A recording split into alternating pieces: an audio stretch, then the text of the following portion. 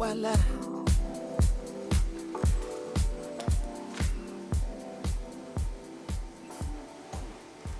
Okay, sis.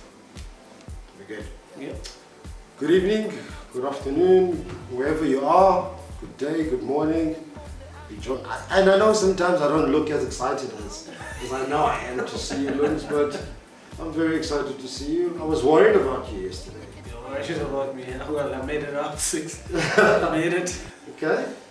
Where were you watching? At home? Or Yeah. I prefer to sit at home, be by myself, because I know I'm that passionate about the cricket, that passionate about South Africa as a whole, in whatever sport it goes. So when it comes to crunch games, I prefer to be by myself because I don't want those low snacks comments that people throw around. Lunga, you jog a lot. I know you wake up and decide to do 10-kilometer jogs, and you're not the most bulkiest of guys that I know. How much more passion and dedication and gees does one need to have to be convinced that a Proteas side can win an ICC tournament today? How much of that can you stomach? You've been stomaching that since you were a little boy back there at Duja. Still, these guys still can't bring home an ICC tournament. Yeah. What is the actual story? Look, I can give you one thing that's for certain, is that every time they turn out to an ICC event and it fails, it dampens the spirit. But what they managed to do well is that 6 months, 7 months before an ICC event, they just seem in such a good spot that it's like one of those bad relationships where you walk out and then from outside you're like, wait, but I want to go back in. And when you go back in, you go back in, things are all rosy, and then when it matters, just everything gets crushed again. And I really don't know. But once again, for me, the one thing that I will pinpoint out of this particular ICC Champions Trophy is that they had a couple of things that they should have ironed out before going into the tournament. Decide whether Russell Domingo is staying or not, so that they know going into the tournament. Be decisive as the governing body of cricket in South Africa on what A.B. de Villiers can do and he can't do. Because as much as you're going to say, yes, he was injured, he came out and addressed the media as A.B. de Villiers. Are you any player that has done that? And obviously that's going to grate the tits of the other oaks on the other side. Even if they're not going to come out and say, we're not happy that A.B. de Villiers gets to decide, it certainly shows. You look at the body language of the Proteas in this one-day series that they played against England before the Champions Trophy. And the Champions Trophy, there were times where it just looked dismal. And I'm glad you went to the Champions Trophy, because where it all started because I know you and I were speaking before the tournament started, and particularly before the quarterfinal against India, and I touched on the fact that we need to judge South Africa from what they were in 2015 when they lost to New Zealand up until before that match on Sunday. And I don't know, if there were questions, we probably would have sat down and asked each other after that semi-final.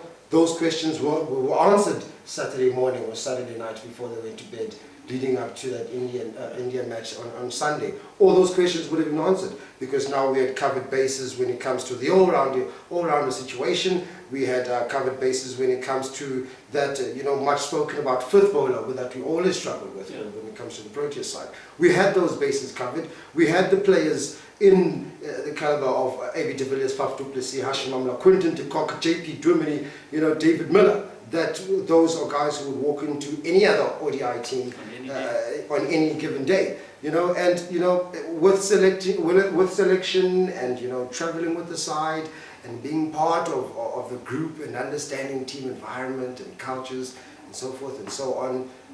These guys have been within our cricket structures for more than the core of that team has been through so many ICC tournament, ICC events with the Proteas or wearing that Proteas jersey. I speak of J.P. Duminy, Hashim Amla, Faf du Plessis and A.B. de Villiers.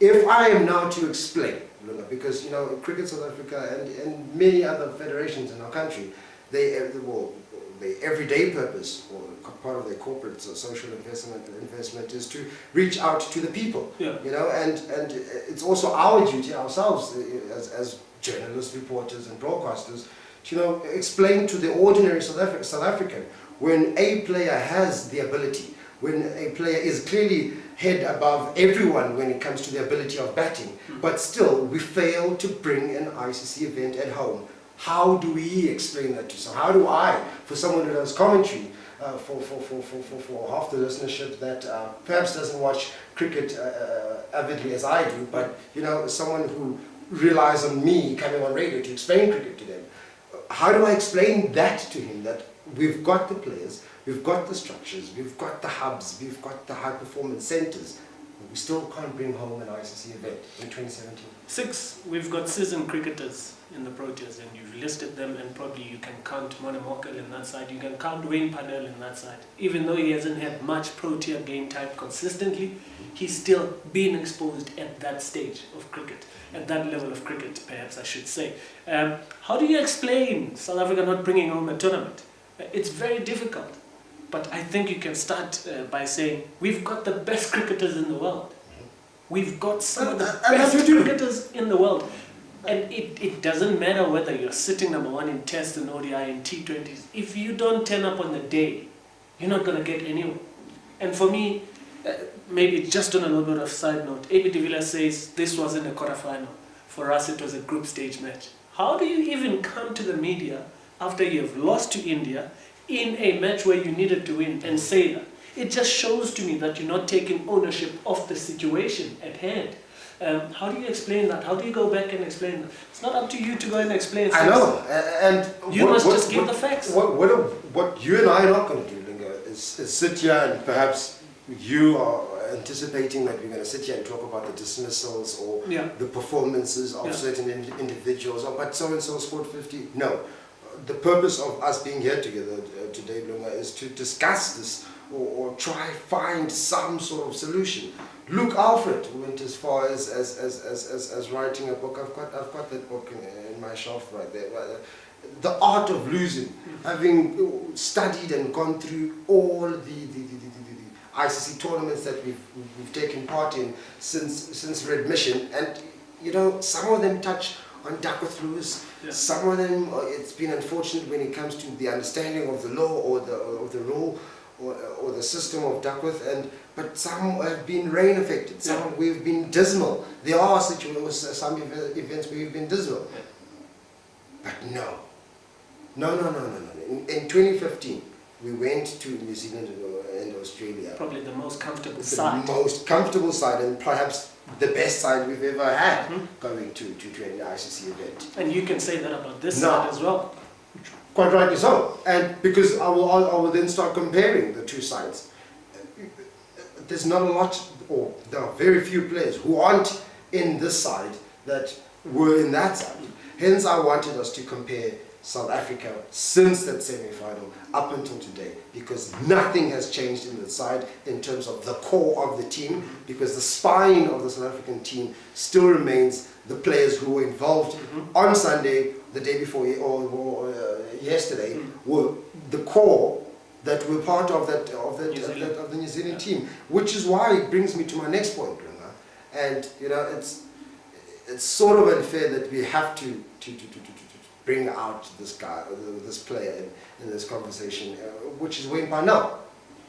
For many years now in one-day cricket, obviously the first 10 overs has been difficult for bowlers. Bowlers are trying new tricks. Different guys are being employed in those first 10 overs. And what I've seen, particularly used by a couple of, I know Pakistan uses it a lot, and I know Australia uses Stark, and I know New Zealand uses Trent Boult. Left armers coming over the wicket, across to the right-hander, and eventually nipping one back in.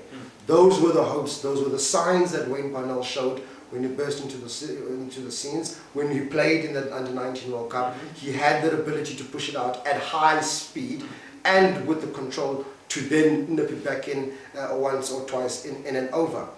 Unfortunately for him, injuries, which is unfortunate to any player. But at test or at international level, you are well taken care of. The best facilities are available for you. You then bounce back. You're then given an opportunity to try again. Try again had or has Wayne Parnell done over the years, toured with the side. We've spoken at length with regards to the fact that he perhaps doesn't feature enough in the side.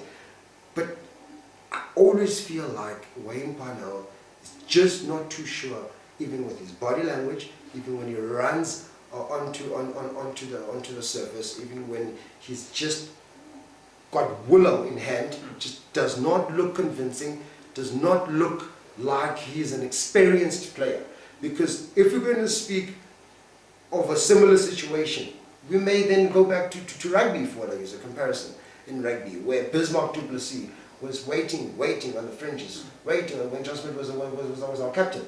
And even though he was the best at the time, or at times Bismarck, he still didn't feature inside.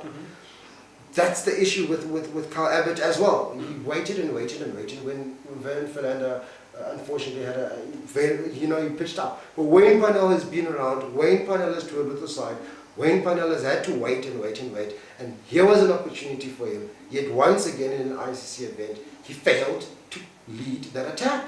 Because it then looks to me from the outside, judging from the situation, that from where I'm standing, it's as if now all of a sudden it's, okay, Kagiso Rabada, even though there's Moni Moko, you're still now the senior bowler, and we will just rally behind you and rally around you. And I didn't see that sort of experience and leadership and authority and ownership and walking up to a young bowler like Kagiso Rabada and Andile Petrukwayo from Wayne Parnell. I never saw that. I don't see that. I don't see that when he even gets to lead some of the T20 sides. And look, Six, you don't have to go far as compare with another sport. Look at Carl Abbott, look at Wayne Parnell. They've traveled similar kind of career paths. But the difference there is that Carl Abbott, every time he got the opportunity to grab that ball, whether it was red or white, he definitely made a difference. Took wickets when it mattered. He controlled the run rate if that's what was needed. He was economical if that's what was needed. He went with the game plan. Look at Carl Abbott and Kagiso Rabada in the same side, and look at the kind of position that Carl Abbott took in that side with Kagiso Rabada. And look at what Wayne Parnell. For me, Wayne Parnell is just too casual. He's just too casual. Yeah, well, look, I'm just happy to carry the drinks onto the field. Oh, I've got a game today, so I'll just go with it. For me, he's that kind of a player, even the way that he bowls. Today, he's on song, he's just doing it, and he's showing you why he deserves to be there. The next game, he's just, oh, well, look, whatever. Yeah. And it's very hard to back a player like that. It's very hard. Injuries and all. And as you say, you can't use injuries as an excuse, because he's exposed to some of the best facilities there is in the world. He's exposed to some of the best coaching stuff there is in the world. Some of the best men. I know you're a bowler, and you're probably having the time of your life now, speaking of a bowler. And back in high school, I used to do that. And in the varsity, we played a lot of cricket with Lunga in varsity for you, Jade. I'm going to go to the batters. JP Duminy, who's also been around the block for so many years, who's also part of that core, or that spine on the Proteas side. Do you ever, when he walks down those stairs, and I know he's a brilliant player, he's a wonderful, world-class player, do you ever sense like he's walking to the wicket and he looks like he's going to take the game and own the game and lead the side and be authoritative, be expansive, be innovative, be a player who will inspire a tail ender who's at the other end, or inspire the batter who's been there and watching wickets fall at the other end. Now you walking to the wicket and he's got some sort of calmness. Is he that player? If you were standing at the other end and he's walking down the wicket, bearing in mind that he's a world-class player and all, but would you feel, and I know you can't judge us because you're not there in the middle, but that sense of he's walking out, calmness from everyone, we can expect a good start and some movement in the game. Because for me, he is able to score 50 off 60 balls, and then he's alright. He scores 40 off 38 balls, then it's alright. But I feel like there's too many wasted balls in between in his innings, where I feel like he had an opportunity to then clinch the game or take some sort of responsibility and apply pressure onto the bowling side. But I've never seen that with him, or I haven't seen that in him for a very long time in one-day cricket, and he bats in a very, very crucial role. Look, it's been a while since JP Dumini walked down the tunnel onto the field, and I felt, whew, it's okay, JP Dumini is there, as I would if Francois Duplessis is going out, or as AB de Villiers is walking down, or Hashim Amla Quinn. He doesn't exude that confidence, and I, as a spectator of the game, I don't have that confidence in him. And in those times where he converts the 30s and 35s and 40s, because he's very good at that, he's very good at scoring 30s and 35s and 40s. Every time he converts that into a 50, into a 70, oh wait, that's the JP Dumini that was introduced into the game. This is how it's almost a surprise, and it doesn't come often enough. He's not consistent, and probably he's the one player that we can always look at and say, "Eish, JP, you've had a long time with the Proteas, eh? But we don't know how. We don't know how, honestly, because any other player that would have been in that role, or that would have had JP's kind of career, would have been under a lot of pressure. But he's been fortunate enough to have an AB de Villiers above him, a David Miller under him, and David Miller, who's also a player of similar caliber as JP Dumini. He's on for a game, he's off for 7 innings, and then he's on for 2, and then he's off for 10. So, you know, and that's the crux of the problem for the Proteas 6. That's where the crux is that we've got great players that can walk into any team at the global stage. But when it comes to performing for the national side, they just don't bring it out. Now, the question is, why don't they bring it out? No, I'll leave the questions to me. Oh. Leave the questions to me. And I'm going to wrap this up because I need you to leave my house. And I need the camera guys to, I need to sleep. You guys need to sleep. But before we go, I want, let's put this topic now to bed. Yeah. The captaincy, who's fit, and I don't want us to dwell.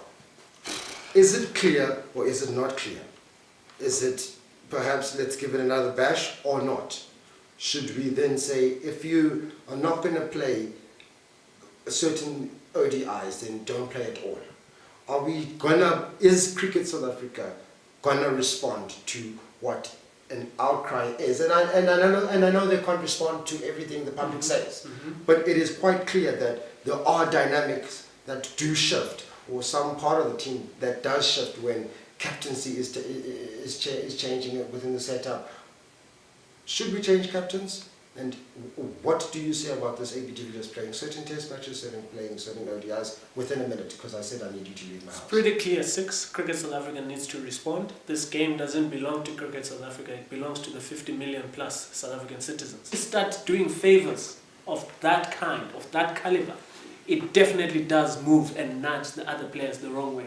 Show trust as Cricket South Africa in your systems, that you believe that there is another AB de Villiers within your system. And if AB de Villiers is too big of a star to now represent South Africa in a Mickey Mouse bilateral series against Bangladesh, and he only wants to play against Australia, tell AB de Villiers, it's okay, thank you. We've had 10 years of your service. Thank you for the 8,000 test runs you've scored. Thank you for the 9,000 runs of ODIs cricket you've scored. Thank you for the 1,500 runs you've scored in T20s. Can I do the thank you? But it's time now. Can I do the thank you? Well, right now. Can I do the thank you? You can do the thank you. Can I do the thank you?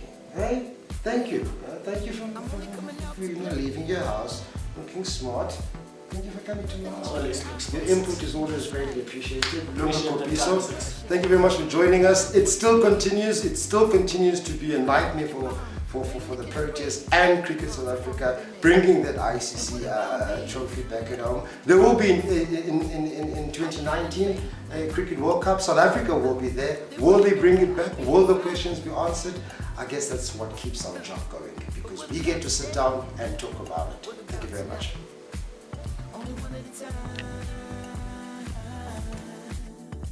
So precious is yours, is mine. Only one at a time. 6. Yeah, highly disappointing Champions Trophy campaign for South Africa. I think when we look at it on paper, they're almost lucky to have won the game they won against Sri Lanka, because there was no Angela Matthews in that team, and we saw what a difference he made when he came back for Sri Lanka. And you know, the old questions come back for South Africa.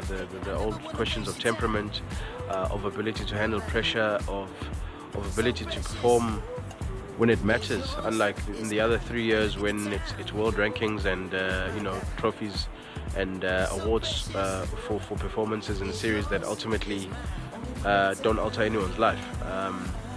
It's been very revealing watching the way that they've reacted to this. There's a sense of helplessness, which is concerning when you ask men like AB de Villiers, Faf du Plessis, Russell Domingo, and no one can give you a straight answer as to how to turn this around or where to next from here.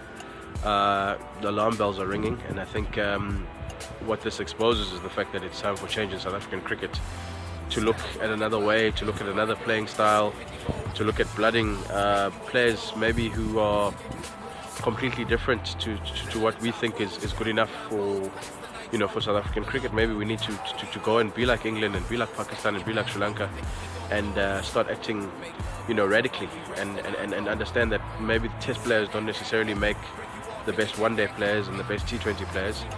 Pick horses for courses and don't trust that the core of the squad in one format is going to be the core of the squad for every other format. You know, the loss obviously against India hurt the most because it was just so embarrassing. You know, there was no backbone, and the minute AB de Villiers was run out, which is not the first time that it's happened in a pressure game, and again, you know, if you were getting run out every week, then you know it's a common problem. But the minute that these things happen and happen in clutches, in knockout games or games that are going to decide your fate, then you know that it's something more than just knowing whether to say yes or no. The mind is scrambled and thoughts are not free anymore, which is concerning, and it goes back to handling pressure. It was Faf du Plessis' fault. They've all agreed to that. He accepted the blame, but obviously that doesn't help because, you know, we're crying over spilt milk again, and we're sitting watching a tournament that everybody expected South Africa to be a strong part of.